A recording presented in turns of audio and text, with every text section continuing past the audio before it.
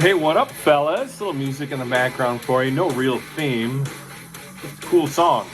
Got nothing today. I don't own the rights to the song, but it's a good one. Just thought I'd get you in a good mood. A little excited today. Yeah, pretty solid. A little Metallica this morning. Don't own the rights to the song, though, everybody. Hey. Hey, we are into week 6 of the Boonesboro Villagers Power Rankings. We just came off our first bye week. A couple of injuries to report as well. So really we're starting to get in the thick of it. Teams are starting to understand a little bit of who they are. Mathematically, all teams still have a shot right now, but there's some teams I'm going to suggest it's getting to be a little bit dire where you're going to need to make a move now. So stay tuned to the end. I do have my manager of the week, and Jeff, I am focused today. I do apologize for that. I threw some shots at you last week, just trying to have a little fun, but I gave you manager of the week. It's still a good thing, right? Okay, here we go. Let's dive into it. The numero uno team in the land this week is absolutely no secret. The Destroyers, Dowdy's Destroyers. Dude, I mean, I don't know what else to say about this other than just flat rolling. 5-0, dude. We don't often have teams go 5-0. I'd be interested to look back to see that. But, dude, if you do the math, you're really only talking about winning 3 more games to guarantee to get in. 2 will probably get you in. Remember, 7-7, 500 probably gets you in. 8-6 definitely gets you in. So what a huge start. And, of course, for us, it's really about winning the division, which gets you guaranteed money and a first-round bye. So you're automatically in the Final Four if you win your division. So huge start for the Destroyers. Absolutely just tearing it up. I don't even know what else to say. It's just like every week 140 points show up from somewhere on his team. He's pretty solid all around. The one concern right now, I'm going to say a couple of things. But one concern right now, Nico Collins did get hurt this week. It doesn't look severe, but I think he'll be out for a couple of weeks. And then Brock Bowers at tight end. Wow, dude. This guy's going to go after Laporta's rookie records at this point. He's legit. And, yeah, what can I say, man? I think you can ride Bowers out. He's looking good. And I think the depth is there. You did lose. Your kicker got hurt. Interesting. That's going to be no problem. But Neighbors, he's got Neighbors. Should be back next week. Yeah, this team is decent. Should sustain some bye weeks runs. I'm not saying he's going undefeated, dude. Anything can happen. But well done, Jason. Number 1 for now. That's all I can say. Number two is the double cheeseburgers. Back to their winning ways. They did take out the 4-0 Puds Punishers. And, yeah, I think it's only fitting to put them back at number 2. Definitely not deserving of number 1. That seems pretty clear. But I do think this is the deepest team in the league. It's pretty obvious that the best team is Destroyers with their starters. But I think this team is the deepest team. That only helps in certain aspects. It means you got to play the right guys, and it means you should sustain some bye weeks and injuries. But I've been able to sustain some injuries and rolling okay. 4-1. There you have it. Number three. Now, remember, I said this last week, but I do have, these top 4 teams are still in their own tier. And then the next 6 are kind of who I think is going to be fighting for the last 2 playoff spots at this point. A little too early to talk about playoffs, but I know I had to mention it because that's what it's all about, is getting into the postseason. But anyway, number 3 in this top tier, I got this group top 4 tiered, is the Puds Punishers. He took a loss this week. Yeah, of course, it was a tough loss, but his first loss of the season. Debo had a really weak day. Jordan Mason had a pretty low day. A good thing for him was he saw Garrett Wilson have his breakout game. Not sure what's going to happen now with Robert Saleh out in New York, but I think Garrett Wilson's stock is definitely on the rise. Him and Aaron Rodgers are starting to get their thing going. Jonathan Taylor Thomas should be back next week. Should be healthy there, and he should be getting A.J. Brown back very soon. They're coming off a bye. I think he'll be back for the Eagles next week. This team's pretty decent. I like the starting lineup. It's got a little bit of depth. It could probably use another piece or two long term, really just for plug and play effect. I think his starters could be good. And yeah, there you have it. There you have it. Number 5 or 4, that was 3. Number 4 is the Heartland Hawks. The Hawks do take an L, but they're still in my top tier at 3-2. Well, they're the last team above 500. A lot of bad records going on right now. But as far as the Hawks go, honestly, just straight bad placement of starting players this week. That happens to the best of us. Little on the manager for the week. Just kidding, dude. But no, it happens. He's got plenty of talent, and his bench absolutely went off. So the talent is there. Boy, this is really actually looking like a really deep team. The more I look at it, too. Who'd have known to play those guys? It happens. Yeah, you lost to the worst team in fantasy history. What are you going to do? But nobody, it happens. It happens. Not out of it by any means. Still above 500.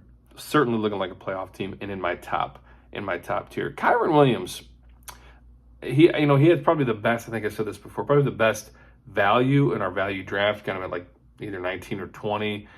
And he's really starting, even with a beat up offense in LA. Kyren Williams is still putting up numbers, and I think he'll continue on for a little bit. Chris Olave needs to step up long term. All right, number 5. Now here we go. Where are the best of the rest, as we should say? How are we going to put all these players into place? Boy, it's tough. And these are going to switch a lot. But as for now, I'll kind of explain why I have them there.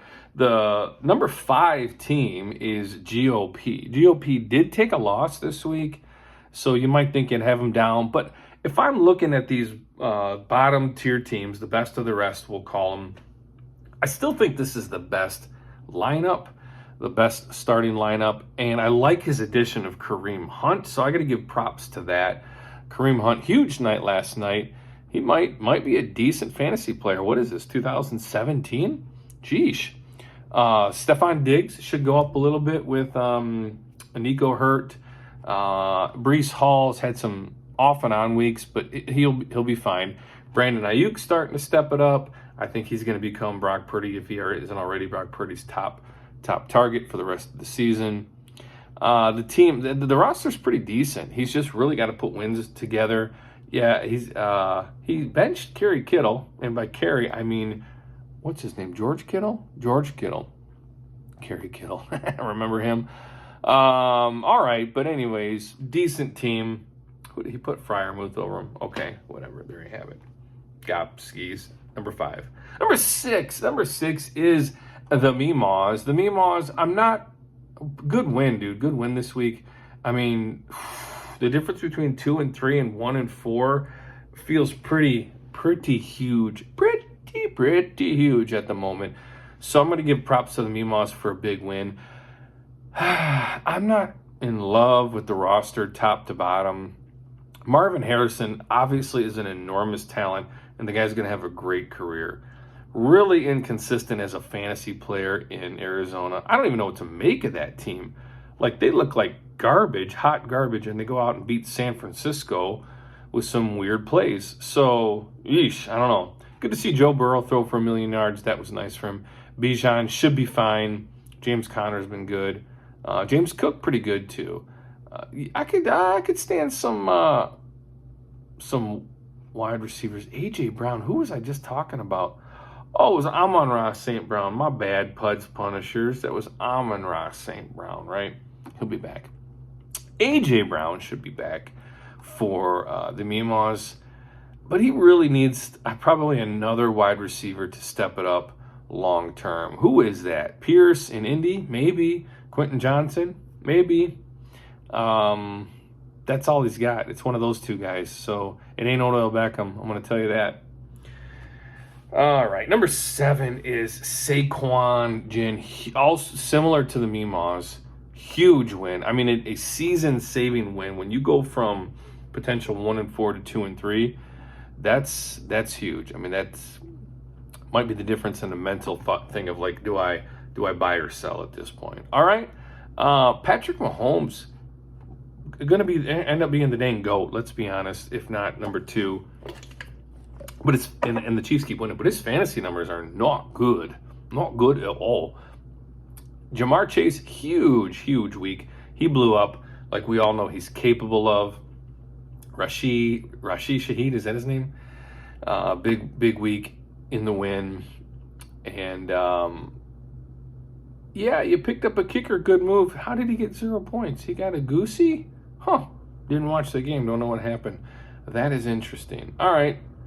Josh Jacobs, decent. Need another receiver, I think. Receivers, a little bit of question mark. Jalen Waddle, he's got Waddle and he's got Xavier Worthy. Those are like, I don't know what to make of those guys right now in a fantasy sense. Tank Dell might be the guy. With Nico out, Tank Dell might be the guy that steps up a wee bit for you. Number ocho is the Tots. Hey, welcome to the win column. The 1-4 Tots are back in the fight. Hey, don't give up yet. Huge win over a very good team. And he's made some moves to do it. Like, accuse this guy of having a sucky team, sure, but don't accuse him of not trying. I got to give huge props to that. Kelsey looking like a target machine last night. Tutu Atwell with all those guys missing in Ramsville is a pretty good start. DK Metcalf, you got a trade for him this past week. Bad week, but DK is a great player. And then Lamar and Justin Jefferson. All of a sudden, this team is looking... Hey, great fill-in, by the way, Trey Sermon with Jonathan Taylor Thomas and his home improvement cast out. Team doesn't look bad on paper. Starting lineup. There's some issues on the bench, and there's some issues long term. He does have Cooper Kupp, who should be back. Man, I like the moves. Don't give up just yet, Tots. Current champion. Number nine is Steel City. Just one of those things where just things have just not gone his way. You start off with the surprise McCaffrey injury. Nobody's sure when he's going to play. Guys like Amari Cooper have not been good.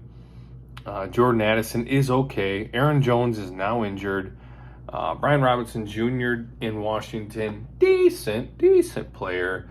Nobody great. He doesn't have like that reliable stud. Obviously, that would have been McCaffrey. And on the bench, I don't see much going on the bench. I really don't see a whole lot that I like. Steele, I think you got to make a move. Things have not gone your way. Didn't have that bench guy step up yet. Not over. You need to make a move, probably to have a real run. That's where we're at. And then number 10 this week, boy, is COVID. Also, just things have not gone well. Start of the season 1-0, and you're like, okay, off to a good start. And then, boom, 4 straight losses. And they're kind of ugly losses, too. The one bright spot was Drake London with a big week. Kirk Cousins starting to sling it over there.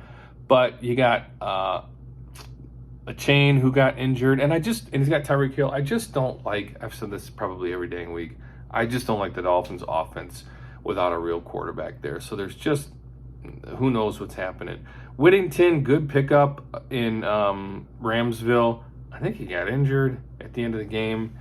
Those other guys are coming back eventually. But for now, that's okay. Shakir, a lot beat up too, dude. A lot has just been beat up. So we'll see the injury status of those guys. There's no doubt COVID needs a win this week. Really, the 3 teams at the bottom that are 1-4, you really got to look at a dub this week. To get back on track. 1-5 is very, very tough to climb out of. Keep in mind you've already got lower points, so you're probably looking at needing to be 8-6 to get in. It's a tough climb out. But hey, there you have it, my top 10 of the week. But my manager of the week this week is from Franklin, Indiana, and the Tots. They are, and I'll tell you why. Dude, they have just been fighting. The team has struggled. They're having players-only meetings, and they're rallying the troops.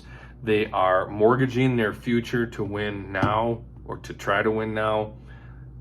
you can't say they're not trying, and I appreciate the effort. I just love it when people care. You guys are probably getting all trade offers every day. Who knows? A couple of them have gone through. A couple of them are just horrible ideas. But he won. He won, and for that, you get the Manager of the Week, and I wish everybody a wonderful week. Good luck to everybody. Include everyone. See, I'm all inclusive. Have a good day.